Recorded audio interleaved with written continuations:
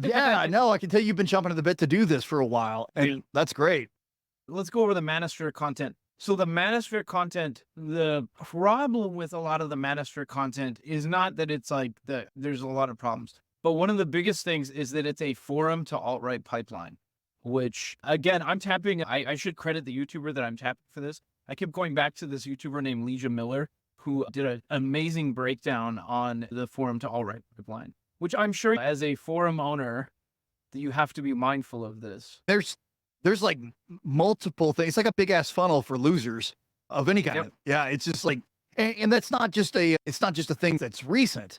There has always been the disaffected young male to useful foot soldier in whatever cause thing, because you're angry, you're not getting what you think you deserve, because of course your narrative for yourself is like, I'm great, but it's not me that's the problem, it's everybody else. Well, and then if somebody comes along and is like, you know what the real problem is? It's blank. It's the Americans. It's the Jews. It's the liberals. And that's how it goes. And we have our own special flavor of that here in the United States. Yeah, we are going to talk about Andrew Tate, Drake. Yeah, for sure. So let's break it down, just Barney style, real fast. So it's Reddit, 4chan, 8chan, etc. 420chan. I actually don't think 420chan's that bad, but okay. So basically, a guy joins the forum, a guy learns helpful advice like bodybuilding and finds a community on the internet. And then sprinkled into the community are the occasional posts and comments about how women and feminism is the problem and how men in the 1950s didn't have to deal with this sort of thing. They were the breadwinners and the head of the household, and women knew their place. And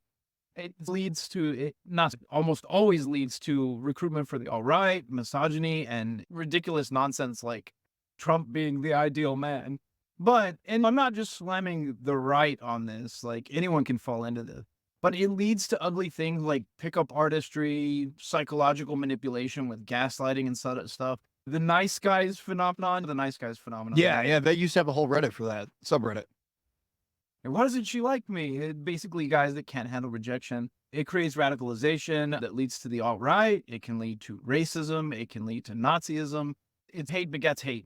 There was a quote that was going around, and it made the point perfectly. It was like, and it was from a woman, and I forget who it was. She said, like, women are not like slot machines that you put nice tokens into and get sex out of. So it's not about that. And it's a sign of a much bigger problem. And I think we're part of the problem too, because I think even you said, you were like, it's with these losers.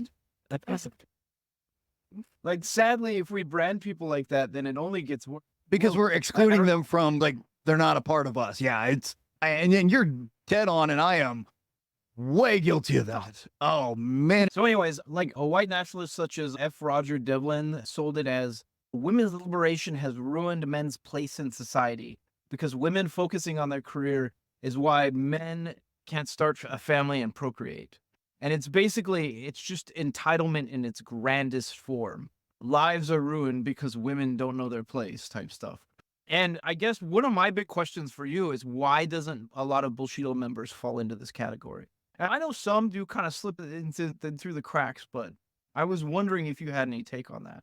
We have a lot of people, and they've come and gone over the years in the community, and we've also grown up. So that's a huge factor, because, if your life has gone to crap because you're making decisions based on those sorts of things, you're probably not going to end up spending a lot of time in an internet community like ours, because ours is a little bit the more interactive. It's engaging. It's like, hey, your ideas are stupid, man. What the hell? So I get called on my BS all the time, especially in the Discord. There's got a little cadre of people that are like, no.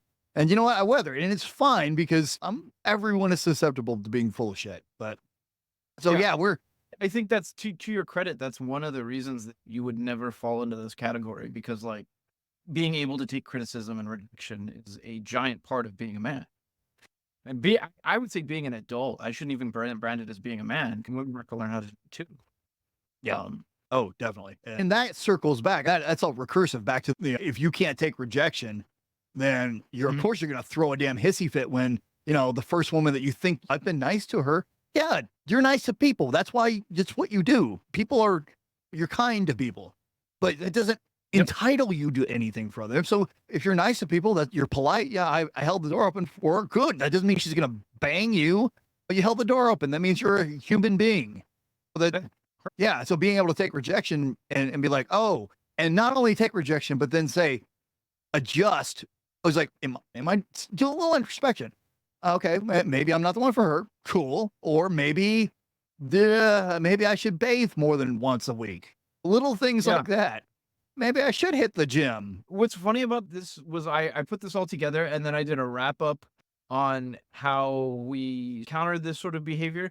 And you're already hitting the stuff that I had made bullet points of, like accepting rejection and learning to cope and grow and stuff like that. Like you've nailed it. You're paying close attention.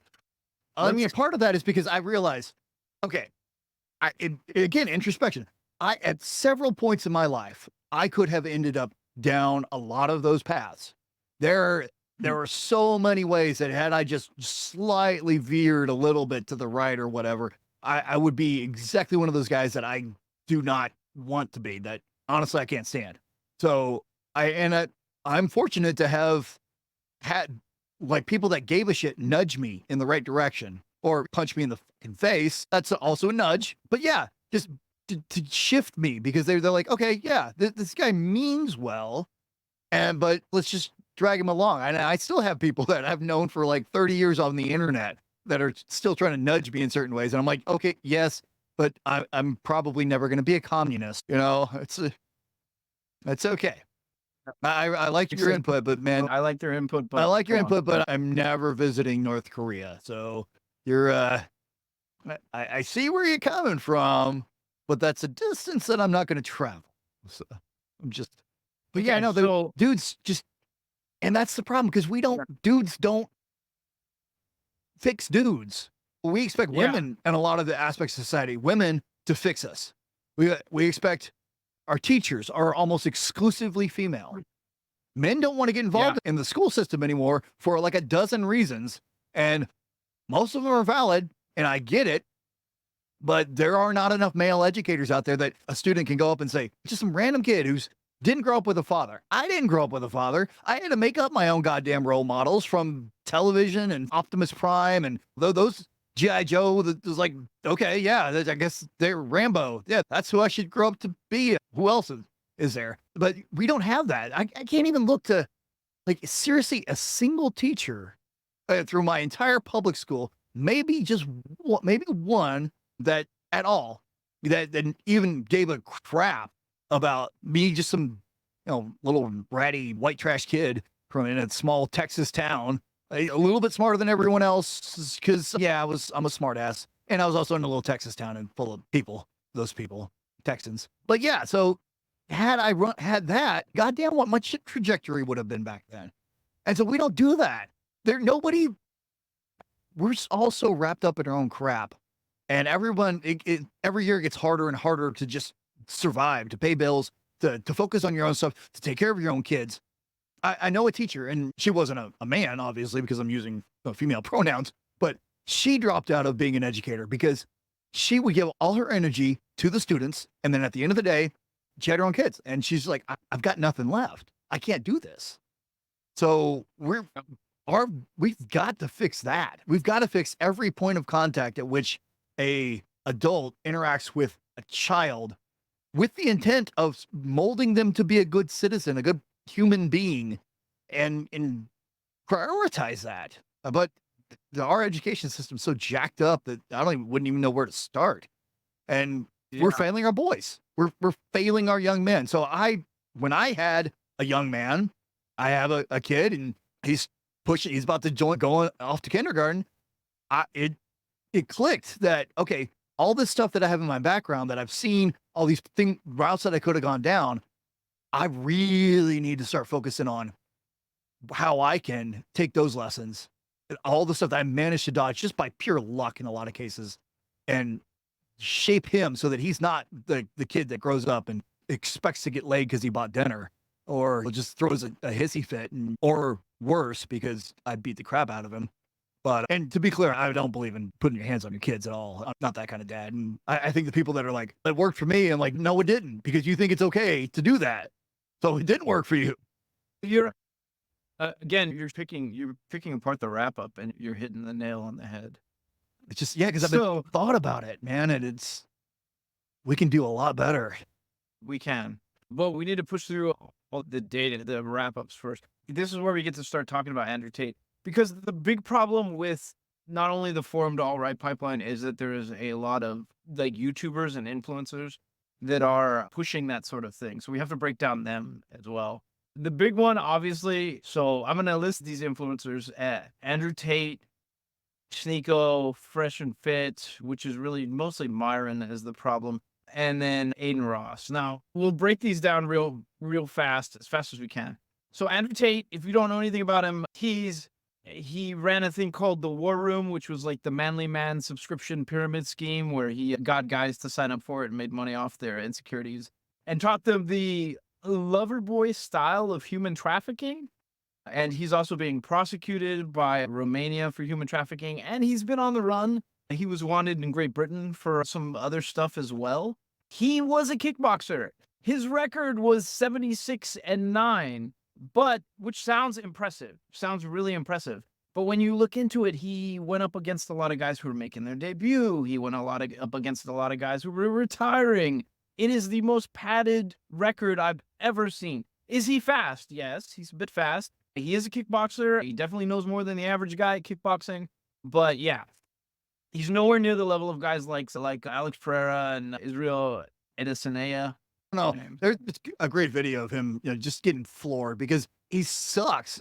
He goes with his hands down. His technique is garbage, and he's not even doing Muay Thai. He's doing that old like karate's John Cusack 1980s kickboxing, where they're like hopping on one foot, and that it's not like K1. It's not that level. Yeah. It's not dudes that are like from Thailand, 120 pounds, and they hit like a baseball bat. No, it's basically contact karate. So yeah, I'm glad you brought that up because I'm glad you commented on that because I needed another person's take on his style because I looked at it and I was like, yeah, but no, it's trash. He was just mostly more athletic than a lot of these dudes that are hobbyists. Okay, so yeah.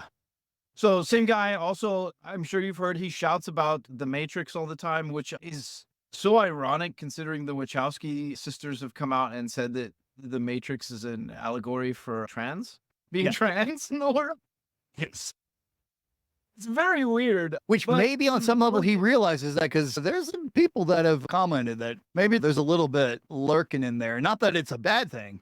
In fact, it'd probably be much better for him, switching it to being flipped, and they kind of got with it, and they're like, you know what?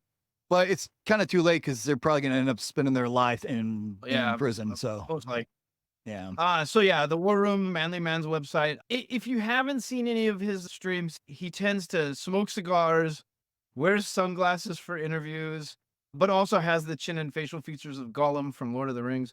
He does this LARP, and we'll get back to that. There's other people we need to bring up. There's Myron from Fresh and Fit. If you've seen that show, a lot of times they have like women like lining the table, and they're talking about like men's rights and this and that. Fresh and Fit is bit like, I respect the fact that Fresh and Fit doesn't quite fit because they brought Destiny on before and they've tried to have like a more liberal take on a lot of things, and they've tried to cross the boundary. So they're not entirely guilty of this, but Myron himself has some very over the top men's takes. And I don't know, there might be something to it because he also they've produced pictures that show like him hanging off other guys. He's been like, oh yeah, it's my teammate, but it looks like, I don't know, like the whole when you're over the top homophobic, and sometimes like it comes to light that you might lean a bit that way. There was a website a couple of years back. It was like Gay Homophobe, and it was just like all the people that have like public personas that I was like, oops, I've been like this. And like, yeah, we're just waiting for you. Just stop it. You don't need to suffer anymore. We're not judging you. It's I think we're still moving in a more accepting trajectory, although we'll see in about 6 months. But yeah, I still think back to all the deep southern, like over the top homophobic NCOs. I even had one that made me do push-ups because my buddy JJ had some line about him being gay on my MySpace top of friends list. MySpace. So yeah, he made me do push-ups every day for like 2 weeks every time he saw me because my friend was gay, and I was thinking there's something there. Sergeant. But okay, let's get back to this. Sneeko is somebody who is similar in content, doesn't have a war room or a manly man website, isn't a human trafficker, but he does post a lot of this. Oh, you got to do this to be a man, this to be a man, and then rages about stuff and rages about men's rights and basically does this hissy fit for attention type content. He's been known for a few things. Now, one of them is the cuckening. Do you know about the cuckening? I actually know. I know Sneeko from a video where he messed with a UFC dude and got like wrecked. That's about it. Sean Strickland. Yes.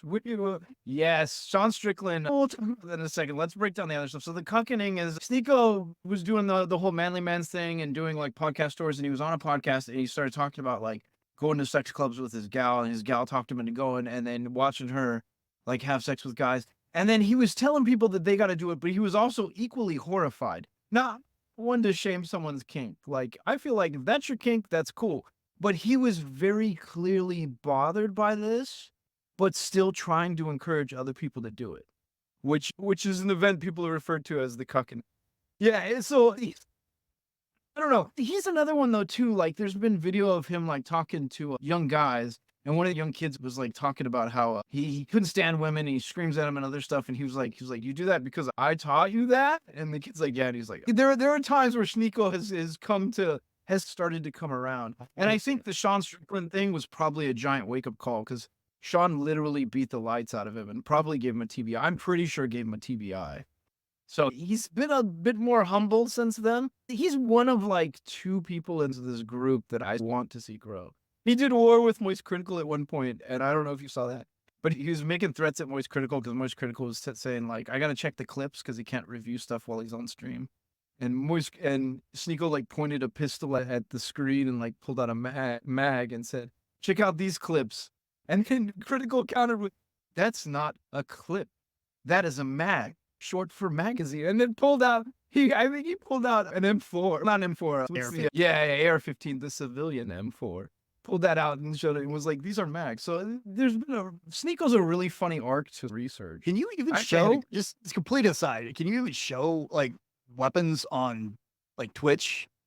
Sneeko doesn't use Twitch, really. He uses a Kick. All those scummy, like, streamers tend to use Kick. Critical can get away with it because it's Critical. The dude is just the biggest name on Twitch, so really? On YouTube, so he can get away with everything. Yeah, no, because I sometimes have my 7.5-inch AR-15 sitting back here in the background, and I've always wondered, and just for decoration, because then I go put it in the fucking safe because I'm an adult. But yeah, it's just the SBR.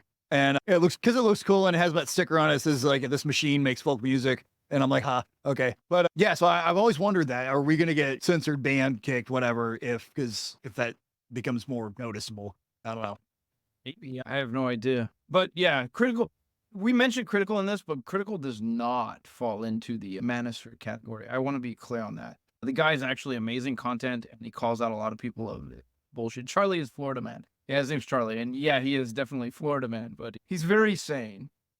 If you haven't gone into his content, you like his stuff. Honestly, I haven't, and I imagine a lot of our audience, because it skews a little older, like post streamer era, hasn't gone down that rabbit hole very much. I'm vaguely aware of people like Destiny and Mr. Beast, those people.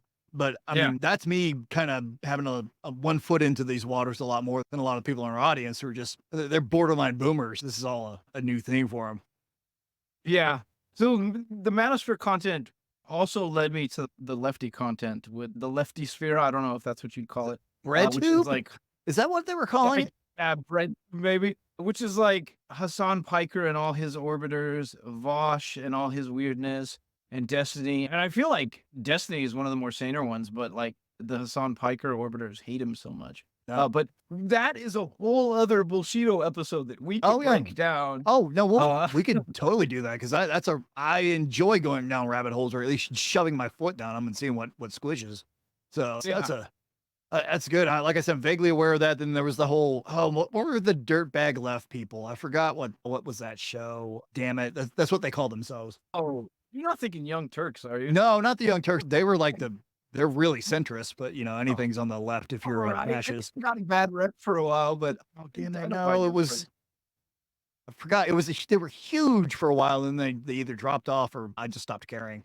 but they were on the left. Just, yeah, they called themselves the dirtbag left. And I'm sure if we had more politically active people in our chat right now, they'd chime in with it because it was a big deal. Yeah. But Yeah. now it's going to bug Um, me.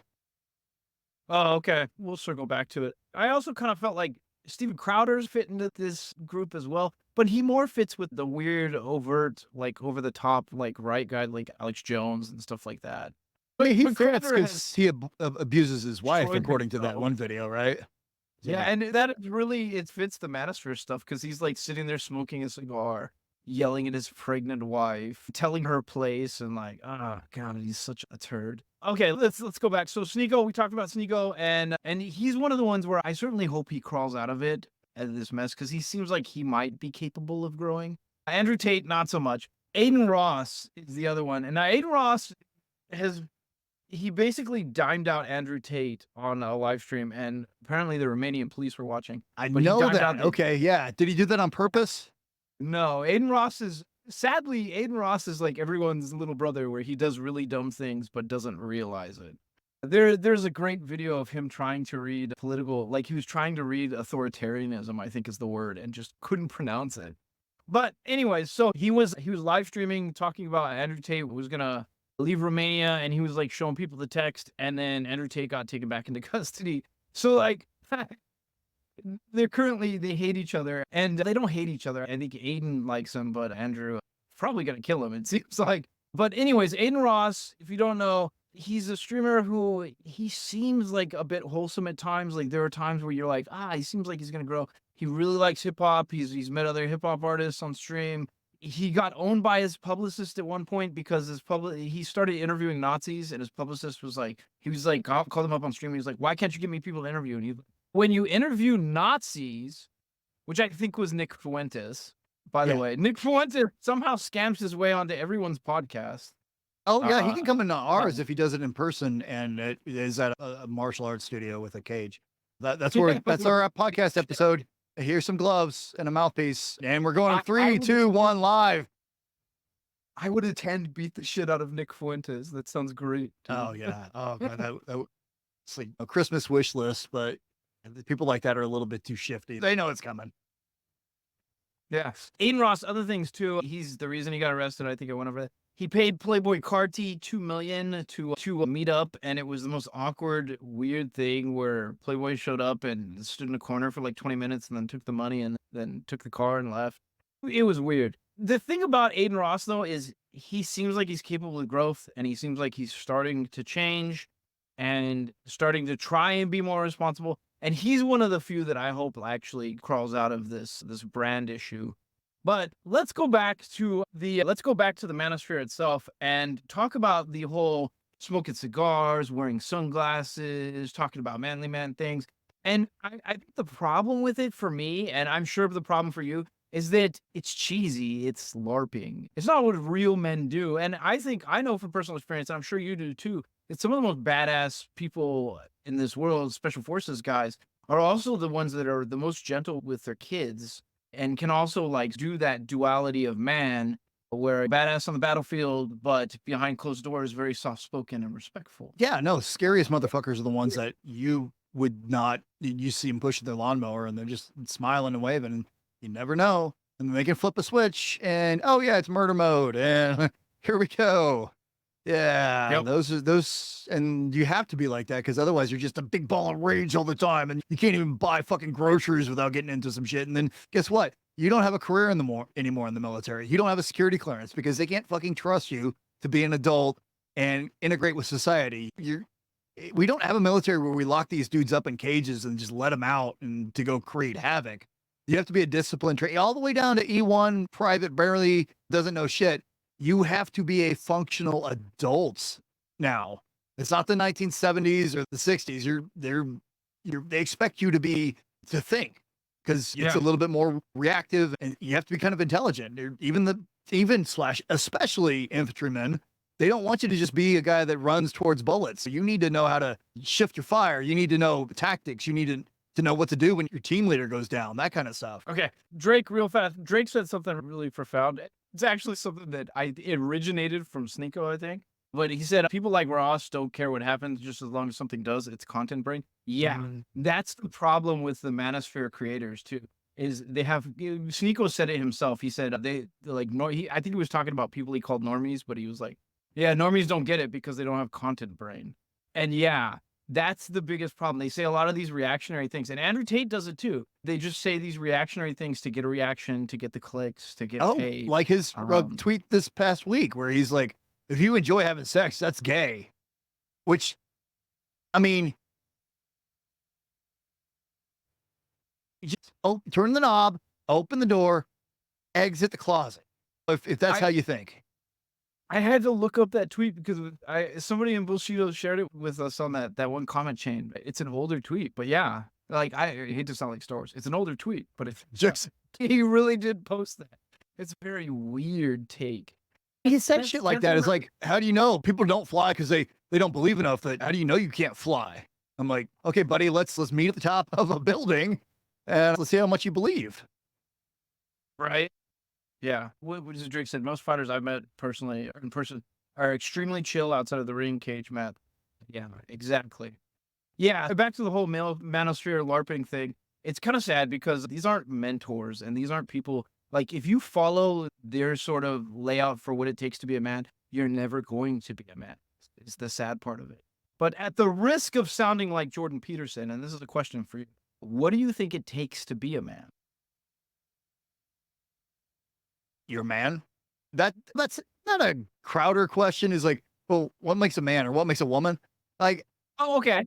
Yeah, okay. So let's change it. Let's change it because it does fit the Manosphere narrative if we ask it that way. But what do you think it takes to be an adult oh, in society? Yeah.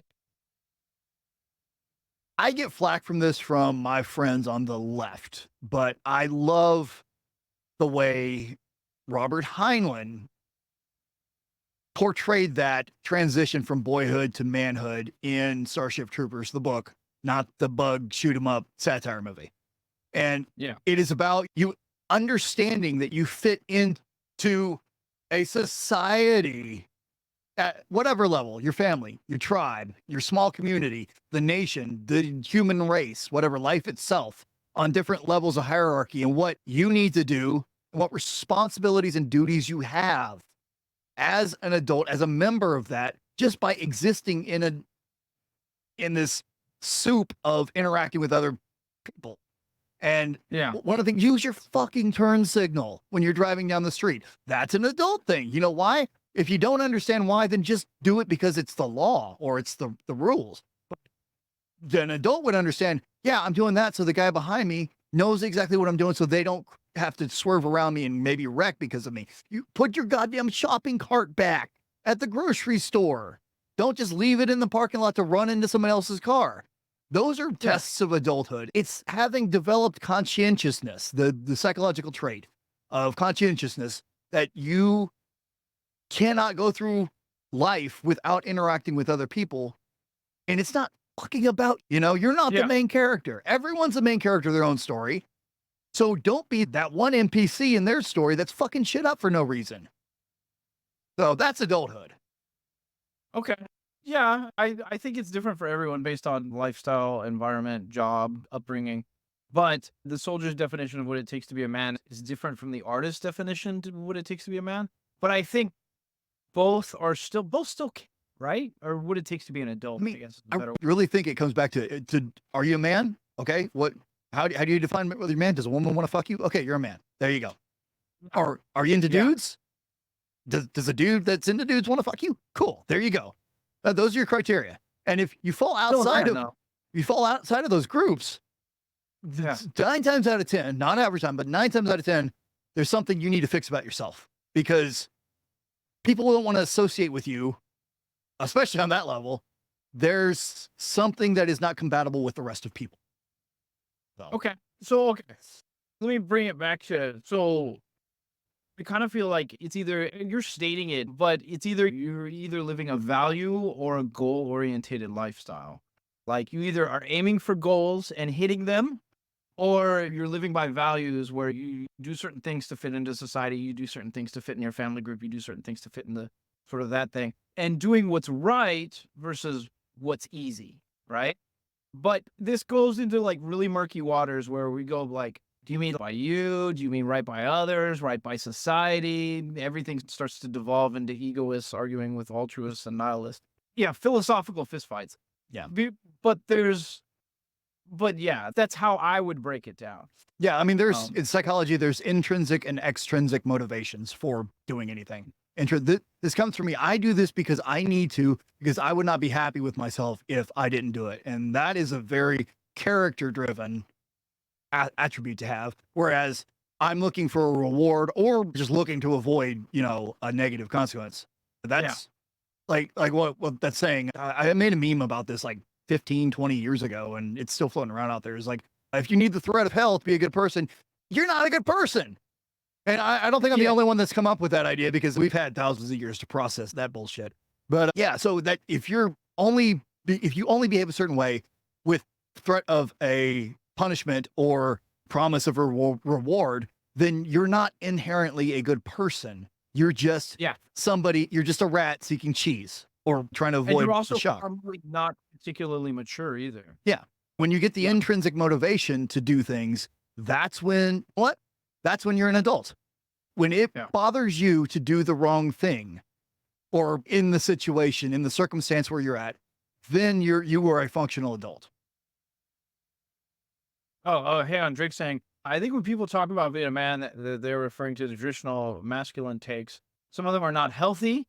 It's okay to show emotion other than rage, perhaps not letting emotional outbursts dictate how you interact with others or something like that. Or Yeah, a couple of years back, the APA put out this. The APA has this group, American Psychological Association, has this group that studies masculinity and healthy masculinity versus toxic masculinity, and created a bit of a kerfuffle over listing stoicism as a negative trait or trait associated with masculinity. But this is why, because people associate stoicism with the small s, as in I'm just not sharing my feelings and I'm locking them up all inside, not Seneca or Marcus Aurelius or Epictetus. It's like, no, feel your feelings. They exist. You don't even get a choice. They exist. Process them correctly. Don't let them determine your behavior. That's stoicism. Stoicism isn't just like, I'm a blank wall. I'm not. Oh, you shot me in the arm. Okay. Hi. Yeah. Oh, my mom died. Okay. Yeah. I gotta go to work. No, that's not stoicism. We have that popular culture. No, yeah, sociopathy in some cases, but everyone has emotions except for the people that don't, and that's a different subject. But and so it's a matter of whether you have enough control to not let them determine your immediate actions on things. For the Army has been heavy into teaching classes on resilience the last 10 years or so. And I have been occasionally tasked with teaching one of the classes to like new recruits or whoever. And at first, and to my shame, I used to like fuck around, just teach it like half-assed, like, oh, hey, just stop being a big old P word or whatever like that, because I didn't take it seriously. But the more I actually paid attention to it, I was like, oh, no, this is good. And so why I framed that, I started me figuring out that this was important, learn to teach that to other people in a context of, hey, you want to know what quality a lot of the greatest badasses in all of history have? The people that can get through that stuff is they can adjust their mood to the situation. They can say, yeah, this sucks, but I enjoy this because I could be sitting on the couch. I'm out doing something that matters. Yeah, my life is at risk, but I would rather be doing this. So you change your perspective. And when I teach it to some of those dudes, we're all sitting in a damn classroom and it's like air conditioned and stuff. Like, you guys could be rolling around in the dirt, covered in fire ants, doing dumb shit, but you're in here right now. So if you're sitting here thinking, man, this sucks. What is this dude talking about? It's your attitude that determines whether or not you suffer. So back to stoicism. Yeah. Oh, I'm a huge fan of stoicism, but I agree with you. That philosophy is not about like just accepting things. Marcus Aurelius didn't just accept things. He wrote it down in a journal, and then he was like, the kingdom is bankrupt, so I'm going to go sell all my furniture, and I'm going to find a way to put money in people's pockets. Yeah. Let's wrap it up here, but how do we help young men get to the point of growth? Like how do we teach them to be better people? Like, i.e., how do we fix society? Um, How do we fix society? No, I think the but roaches would do better than us, just but just just how do we keep men from falling into this manosphere sort of trap? th- this, And you as reform owners probably found ways to avoid this as well. So you're probably the person to talk to for that. God, I hate saying this because people are gonna, the people who know who also said this are gonna be like, they're gonna tune out the minute I say it because, and that's half the trick here is to not get them to tune out. But it takes a village. It, Yeah. you have to, fathers need to be involved and be fathers, and uncles and brothers and sisters and whatever. Everybody needs to nudge kids, and you can't save everyone either. That's part of the problem. You're going to burn yourself out. Honestly, and it's depressing and it's sad. You're going to burn yourself out trying to be a hero to everyone, but at the least you can do is try to save one. If you're a teacher and you're like, you've got 30, 35, 40 kids in a classroom that's underfunded and you don't have enough money and you're exhausted and you want to go start a shotgun at the end of the day because your dream is not what you thought it would be. But if you're in that situation, at least nudge one of them in the right direction. Try at least one. If you can do more, great. If you got the bandwidth for that, if you got the stamina and the energy, yeah. But if you get one person and that's maybe not even your kid, then that's plus one. And maybe two or three, but focus on the ones that you can because it has a domino effect. It ripples out there. And so that one kid who, like me, could have ended up being some Andrew Tate piece of crap, happened to just by luck and chance and by people who gave a shit, even in my adult years, nudging me in the correct direction. If there's enough people that are out there doing that, and you don't have to make it your full-time vocation, you can just be like, okay, this dude, I think he means well, but he's wrong and his trajectory's bad. Just shoulder check him, whatever. Just steer him over there. It's like, no, or gentle, depending on, or sometimes as I said earlier in the week, changing people's minds runs a whole spectrum from dialectic to traumatic encephalopathic. You can change people's minds with head trauma, but sometimes, yeah, I think that's the only thing you can do is you can do what you can do. And if you try to take on too much, you're going to quit. So at least save one. Yeah. Yeah. No, you've pretty much touched on every point I had. I think they need good fatherly figures. It's a rough path when they lack them. And I feel like guys like Sneeko and both Aiden Ross are searching for father figures, and that's part of their problems. They need good motherly figures because we know from statistically speaking that most people that turn into serial killers had really rotten motherly figures and sometimes fatherly figures, Yeah. but really bad parents in society. And then mentors. And you hit the nail so on the head earlier when you were talking about how society lacks them. And we should honestly be championing mentors. I think I needed the army to find my mentors to complete my growth process. And when we don't have them in society, like young men will find them. They'll seek them out. They'll wind up in the manosphere. They'll wind up in gangs, like looking for that sort of thing to complete them. Like we need to find healthy, or they'll wind up in the army at times and not do well because that wasn't what they were looking for. I did well. But yeah, we just need men to step up and finish what needs to be done. And you're exactly right. Even if you're just pushing one, you need to push one. We also need to encourage them to have values and some sort of values in their life. And we need to teach them to cope with both society, rejection, and growth and emotion, like Drake brought up. And we need to not vilify them because when we vilify them, we push them towards those other communities. And So, absolutely. that was my wrap. No, and I do want to add one thing because I would be leaving this conversation without having said it. I would feel bad knowing that there's two factors to this. There's what we can do on the interpersonal individual level, but the system that we live under is not structured to allow very many people to thrive. So we have to look at that and like, you got the free time, you can fight that stuff too, because everything encourages consumption. It encourages us to run out and show off all the crap that we have. And every aspect of our lives, we're getting burned out at our jobs so that we can go and spend 300% on a meal that 10 years ago at McDonald's that cost a fraction of what that did. A 99-cent chicken sandwich costs $3 and something change now because that chips away at your ability and your energy to go do those things. Every single you're getting henpecked to death by all these little things that we don't deal with on a structural society level. And so it's just going to get worse because the people that give a shit are going to be burned out and they're not going to give a shit because if you're too busy struggling to survive and pay your bills, and who's going to be out there trying to fix problems? I'm trying to keep my head above water. So that it's getting harder. And this is why we're seeing more of these incels and we're seeing more of these under the disaffected males, because maybe even a dad that genuinely gives a shit that's out there trying, he wants to be a role model, but man, he's got to work 2 jobs. So he can't be in his son's life. He can't be a role model if he's not there. So we've got to deal with this on both the individual level and the structural level. Yeah. Drake also brought up a point. Can we teach sympathy and empathy, not just to men? And yeah, society's kind of lacking that whole structure for that these days. It's just get on social media and crucify someone, it feels like. So. Don't get me started on moral luck because we'll have a whole other podcast about that. So that was all the research that you assigned me to, and I had to dig into that, and I watched a lot of garbage. A lot of annoying, but it was also kind of mind opening too.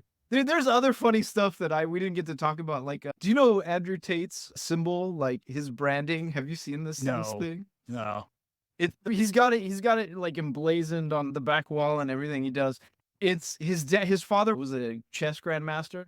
So it is a knight from chess, like a chess knight with a cobra on it. It's like, think of the manly things I can put together a chess piece. He just replaced the dagger tattoo on the forearm with a chess piece.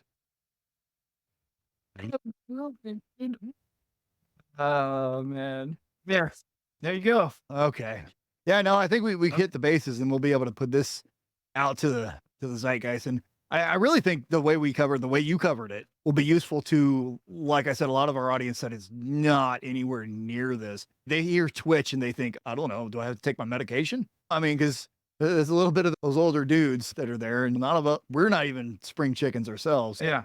And hopefully if there are Gen Z people that are in our audience, you'll absorb some of our wisdom from having been there and done that. But yeah, it's a mess, man.